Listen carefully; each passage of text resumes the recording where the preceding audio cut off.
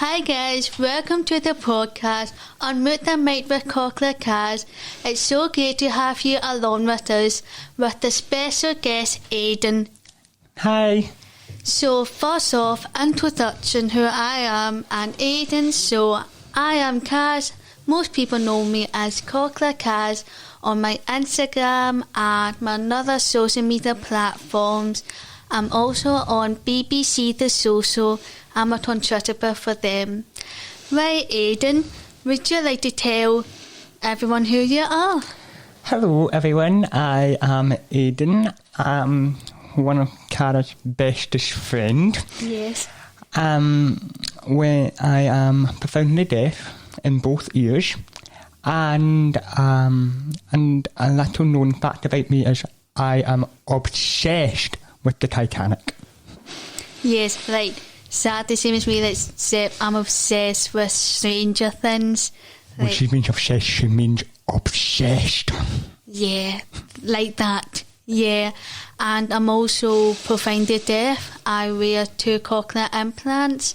I'm also advanced phonics mentor, and I also have autism. So yeah, thank you for joining us. So, I would like to talk about what is your story like become deaf like? Well, what happened was that I was born 4 weeks early, and when I was born I was very unwell and I had to be kept in the hospital for 6 weeks, I think. And when my hearing screen test came, I failed it. But the doctors weren't too worried about that at the time, so they just sent me home, and then that's what happened. But my mum and dad was a bit worried, as because probably after a while, like at home, by the time when my brother was born, he would have picked up on the sound, like saying his name and everything like that. But at that same time, I wasn't responding. I was responding to loud words. So my mum and dad went to the nearest audiologist clinic where I live. They did a screening test and I failed that one. And so they referred me back to my hospital, and then they did the screening test and I failed that. So that's when they started to piece it together. So they did more tests, and then it was confirmed that I was deaf. So that was my story. How about yours, Cara? That is like interesting to know, like how you're my best friend. Like, you know how we're so close. And I feel like that's interesting to know because I don't really know that story. And you're like sad the same as me. I was born premature, so I was born 25 weeks, and I was in hospital for 6 months. So I was there for 6 months, and I was really ill and had sepsis. So it's been a long journey, especially for my family. It must have been hard. Oh, yeah. Same for mine. Like, they were upset about it because, I mean, you would be upset if you found out, well, not to say anything wrong, but like you'd think, oh my gosh, like, but they quickly adapt to it. Like my mum and dad had friends and family supporting them, and it's great to know that they didn't give up on me, and they knew that they did everything their best. They even like provided me speech and language therapist, and I'm just really grateful for them, so thanks, Mum and Dad. Yeah, that is really nice. That is so nice. That, like, I also forgot to say that I also failed, I think it's called newborn hearing test. I'm sure it's called that. And I was born deaf, so yeah. Another thing I want to talk about, how we both go to the same school.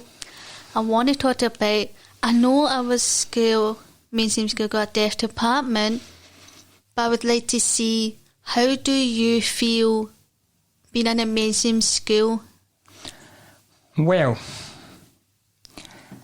all I'm going to say is, without the department there, I think I would have struggled very much.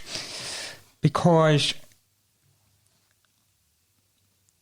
during primary, if I could talk about that, is that we only had an outreach service teacher, so we never had any 24-hour support. Well, not 24-hour support, but like support where we could have gone every day. But when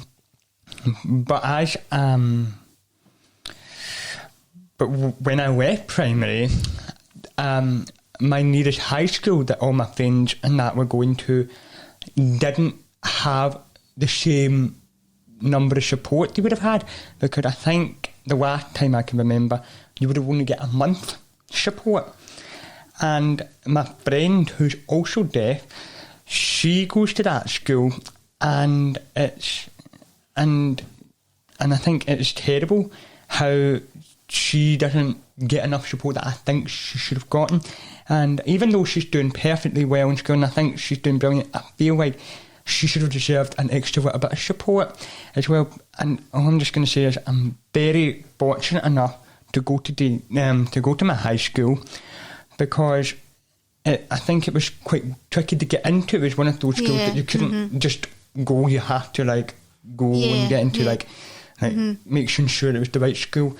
And then when I found out the news I get to go, I was thrilled. I was emotional, all my teachers were emotional, and all I can say, it was definitely the right decision. But as a mainstream school, it's still a bit struggling, but it would have been much more struggling if there wasn't the department there. Yeah, I'm sad. That is a nice wee memory what you said about trying to go and find out you got in. That must be a wee good thing to remember. Yeah, I'm same with you. It is hard being in a mainstream school.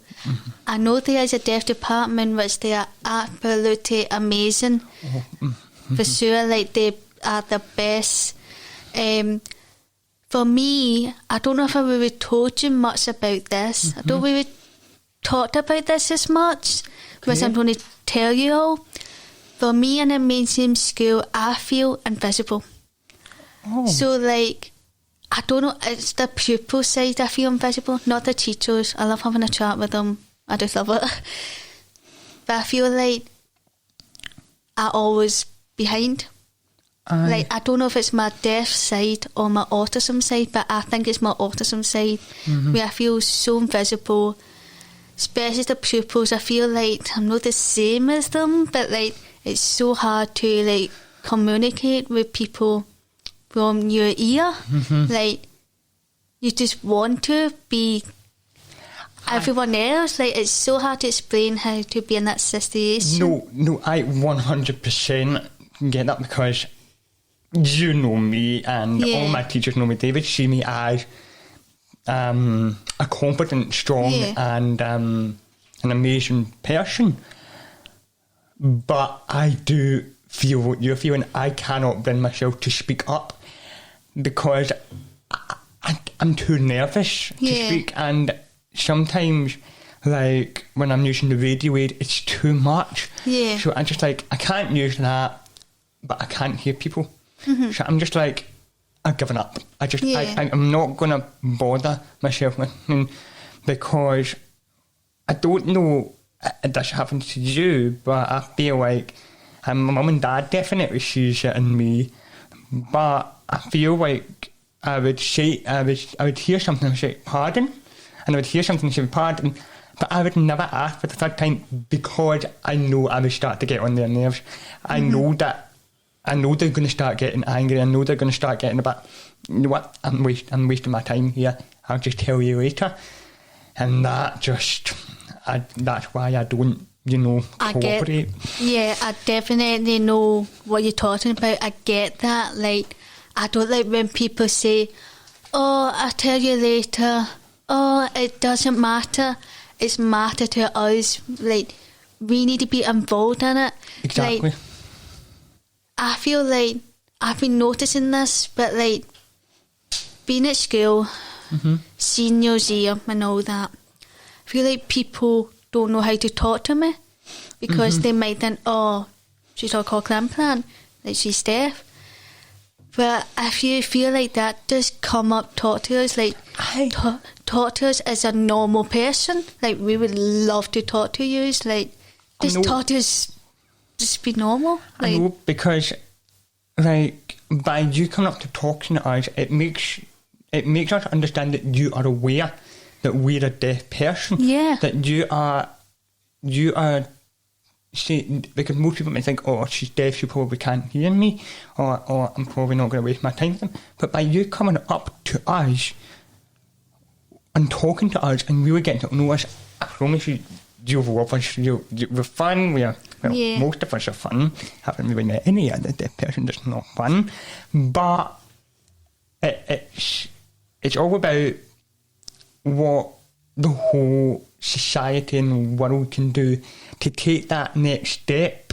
Yeah. And it's not just deafness, but it's for every disability, you know. But I think it all just begins with every person just taking a step each. For me, being in a mainstream school who's deaf, with a cochlear implant, and who also have autism, it's so exhausting. It's the most exhausting thing, especially having autism and have a different brain where I'm masked the whole day, like I'm high masking, so I act like a different person.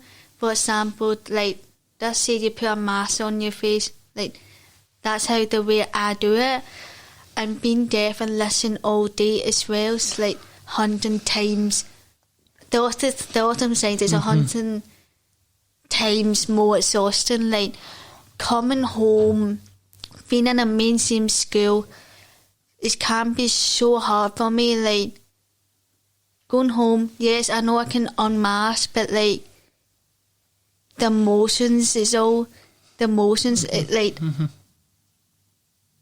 if I can explain what I'm like, when it's like if I'm just like your job, like I just explain it. It's like when I come home, you just need to process what happened all day.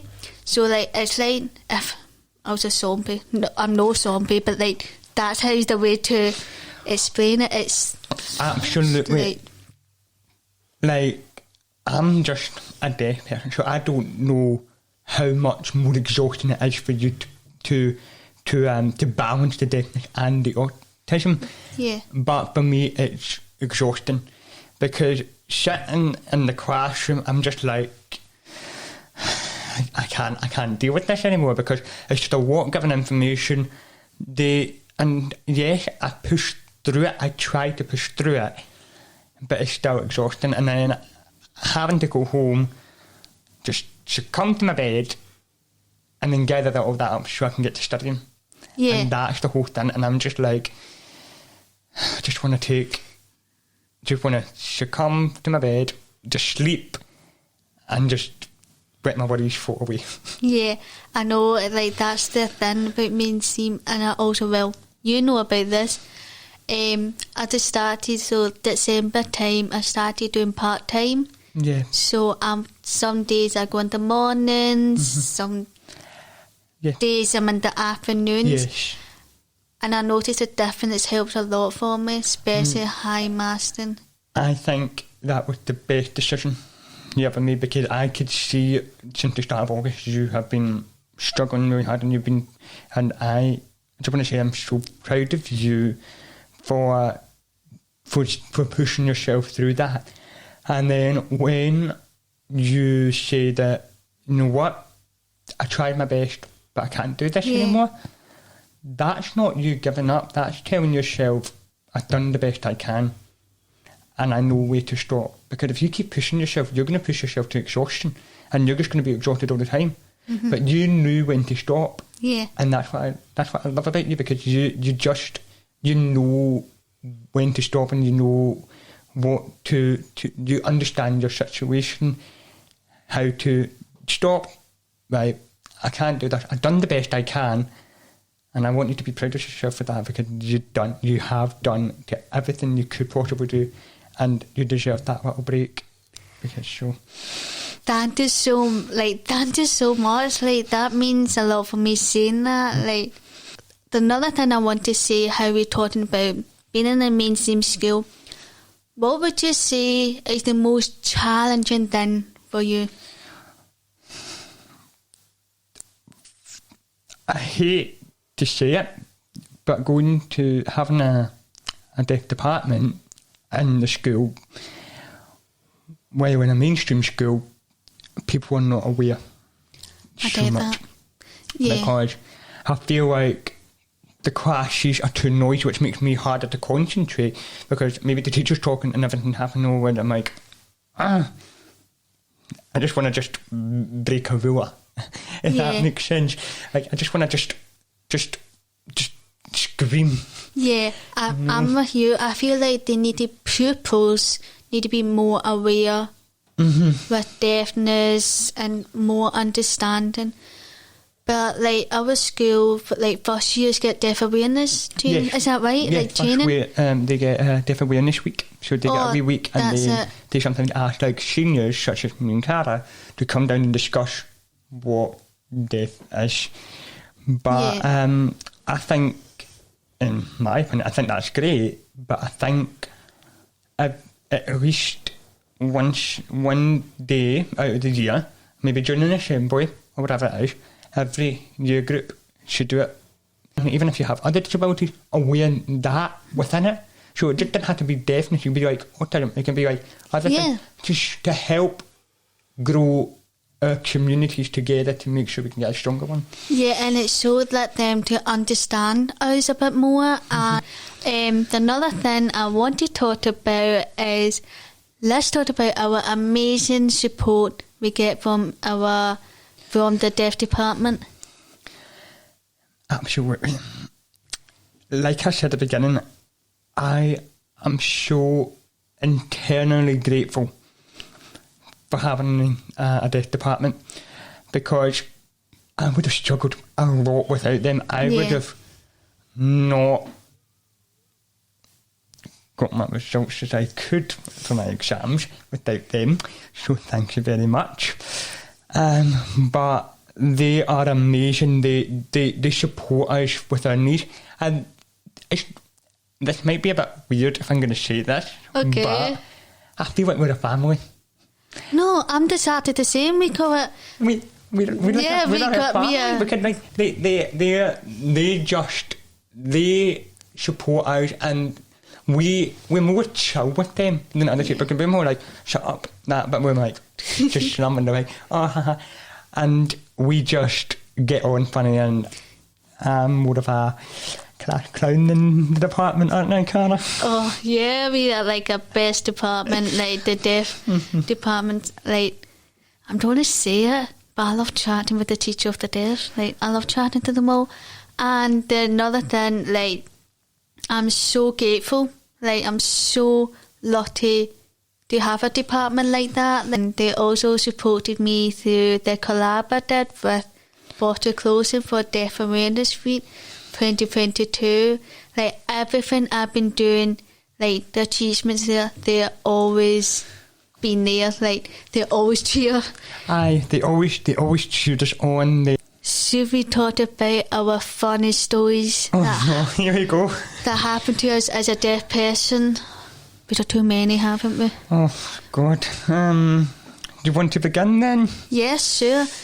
The first thing I want to talk about is, me and you were at the bun supper. So what it means is, it's like a Robert Buns. It's a status thing for our school. Yeah, it's more like it's like celebrating Bobby Buns Day, because our school's a Scottish school.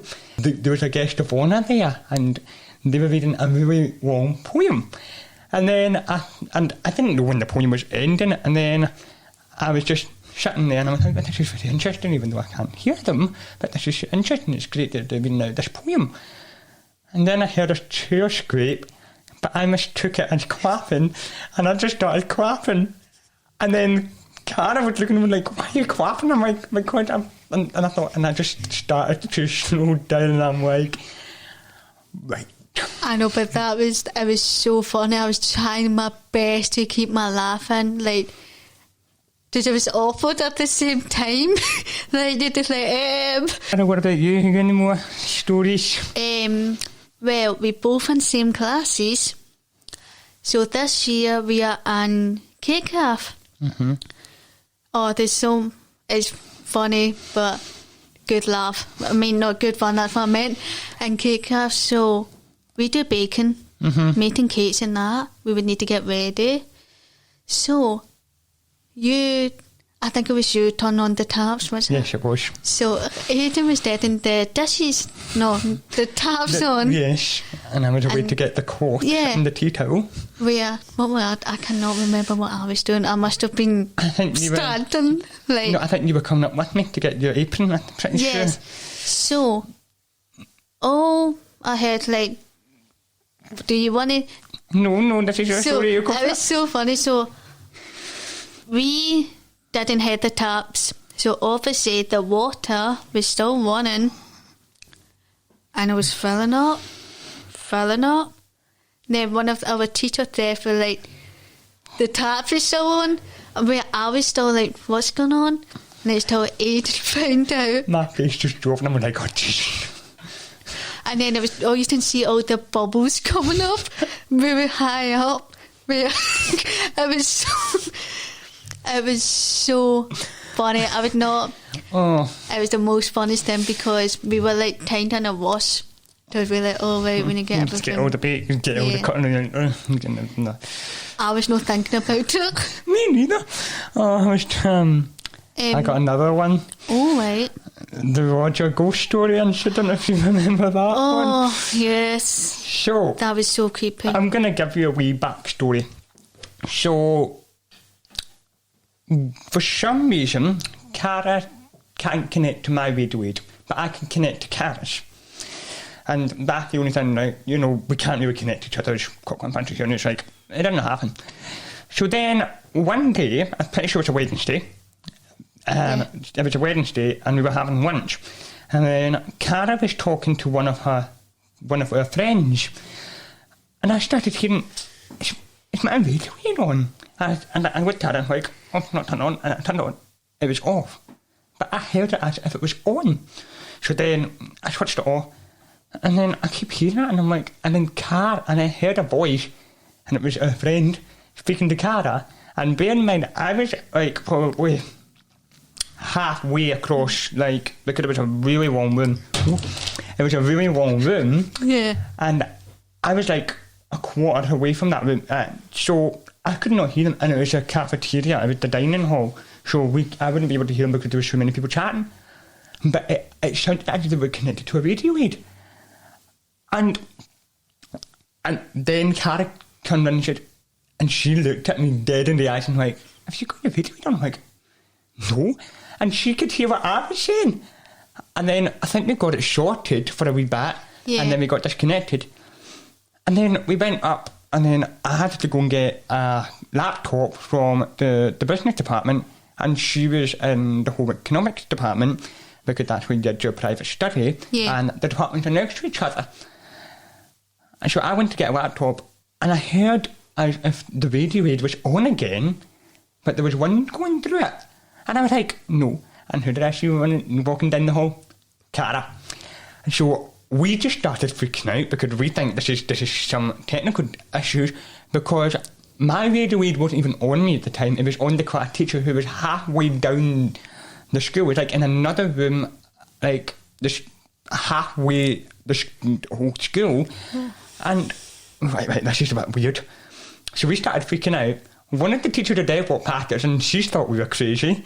Then I walked. I think we got it sorted, and then we told the same teacher that who was in K-Craft with us. I'm pretty sure she thought I was crazy. And then I was like, okay, this is fine. And then I heard another thing, but it wasn't from my radio aid. It was from another Pupils radio aid that was switched off. And I was like, this is happening again. And I think I would probably be known as the madman on that day's show. Like, that was the weirdest experience, but I think we need to explain people who are listening to this what a radio aid is. Mm-hmm. So, like, a radio aid is so for deaf people like me and Aidan, I wear cochlear implants, Aidan wear hearing aids. So what happened is, if a teacher talking to her or a person is sitting if your friends or family or teachers can wear a radio aid, what I mean is it connects to your cochlear implants or your hearing aids with your hearing devices, because you hear so much better without any background noises. Yeah. Is that right? Am I saying that? Yeah, that's right. But in a more simple term, I would say it's a microphone. Yes, it's a basically microphone. A microphone. That's basically what it is. It's a wee microphone that we hear, and basically, if you were to think, let's say you're at a concert, the microphone is the person who's singing, and the speakers where you would hear the music from. Yeah. That's basically what it's like for us. The teacher is basically the singer, and the speaker is the devices that we're in. Yeah, it's really helpful. And the other thing I want to say, like, are you happy that you are deaf, or would you want to be a hearing person? I'm not trying to say it's a bad way, I'm just really interested. I've been told that now 3 times. One by a teacher of the deaf, one by my dad, and one by you now. And my same answer every single time is, yes, I love being deaf. It's a part of me. And this might be a strange way to say it, but I don't see deafness as a disability. I see it as a gift that has been given to me, and I've been blessed with this beautiful gift. And it shows that I have this gift to bring awareness to people. And I absolutely love it. It's the best thing, because we have options.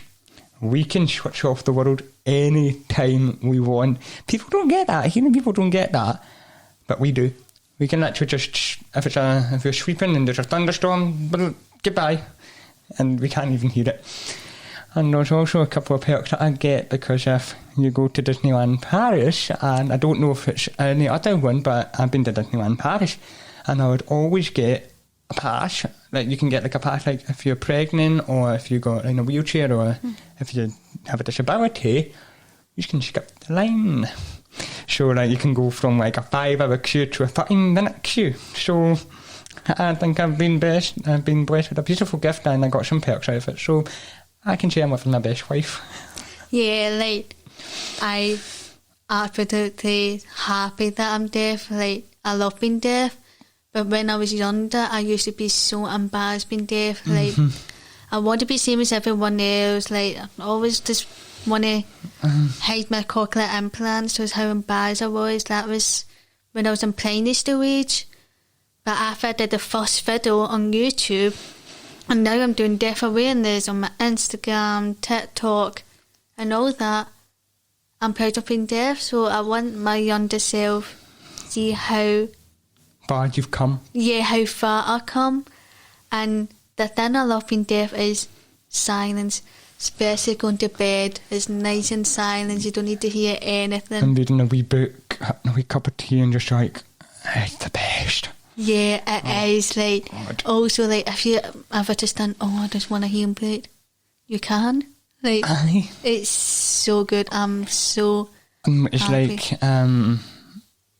Like you're saying how, like, younger you didn't, like, I can certainly say that when I was younger, probably when I was a wee baby, but I used to pull my hearing aids out all the time.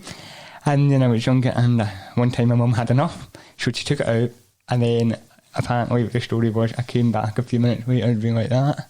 I went away with my hearing aids. So, but like you were saying, you are blessed with a beautiful gift. Oh. And that is what the gift was intended to do.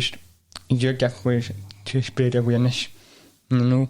And I feel like I'm going to be going on about this, and I feel like people might think, oh my goodness, she's weird.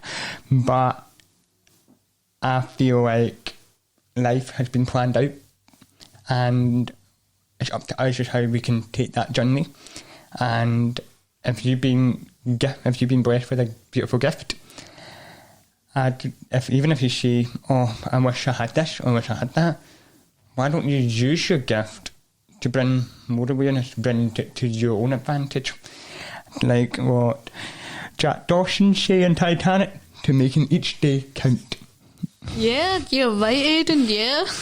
Like, me doing this podcast, I want to give young people, like, inspiration, any people out there, and show them awareness and inspiration, knowing our experiences and stories. So, yeah, I think that's us today, is it, Aidan? Yeah, I guess so. Yeah, so thank you so much, all you listeners out there, like, listen to us. I hope you enjoyed it, and I will see you in the next episode. Well, thank you for coming. Thank you for inviting me on, Cara. I am excited, and I can't wait to see how far this project come. And I want to say a little shout out to my brother and his friend Joe. There you go. Happy now. Yeah, thank you. A big thank you for you coming along, joining us. It's always a pleasure, Cara. And how many memories we have made over the years, and this is certainly probably one of the best ones.